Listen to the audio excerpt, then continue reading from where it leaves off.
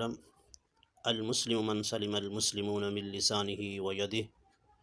نبی اکرم صلی اللہ علیہ وسلم کا فرمان ہے، مسلمان وہ ہے جس کی زبان اور ہاتھ سے دوسرا مسلمان محفوظ ہو۔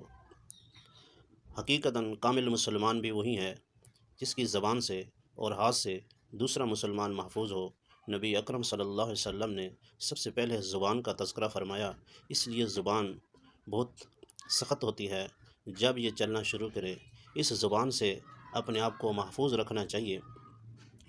اگر یہ اپنے بھائیوں پہ بھی چل سکتی ہے، یہ اپنے بچوں پہ بھی چل سکتی ہے، یہ اپنے رشتہ داروں پہ بھی چل سکتی ہے، اس کا جو زخم ہوتا ہے بہت زیادہ ہوتا ہے، بہت گہرا ہوتا ہے۔ اس کا زخم نہیں بھرتا، ہاتھ کا زخم بھر جاتا ہے پر زبان کا زخم نہیں بھرتا۔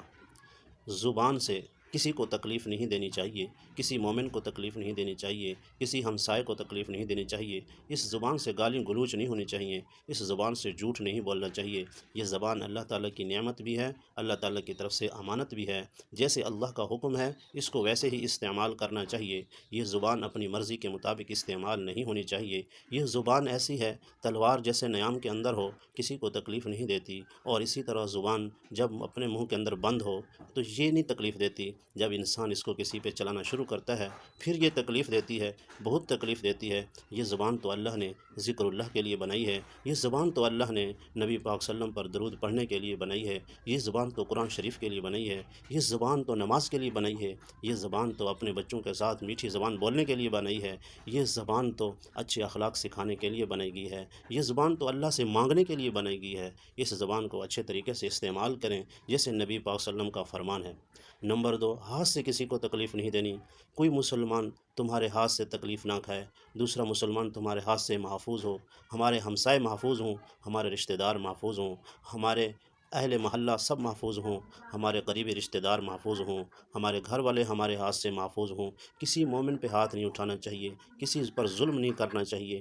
یہ ہاتھ تو اللہ سے مانگنے کے لیے ہیں، یہ ہاتھ تو قرآن مجید اٹھانے کے لیے ہیں، یہ ہاتھ تو نماز کے لیے ہیں، یہ ہاتھ تو انصاف کے لیے ہیں، یہ ہاتھ تو ظلم کے خلاف اٹھنے کے لیے ہیں، یہ ہاتھ تو ان کافروں کے لیے ہیں جو مسلمانوں کے خلاف کھڑے ہوں۔ یہ ہاتھ ہمیں وہاں پہ استعمال کرنے چاہیے، نہ کہ اپنے مسلمانوں پہ۔ اس لیے نبی پاک صلی اللہ علیہ وسلم کا فرمان ہے کہ مسلمان وہ ہے جس کی زبان اور ہاتھ سے دوسرا مسلمان محفوظ ہو۔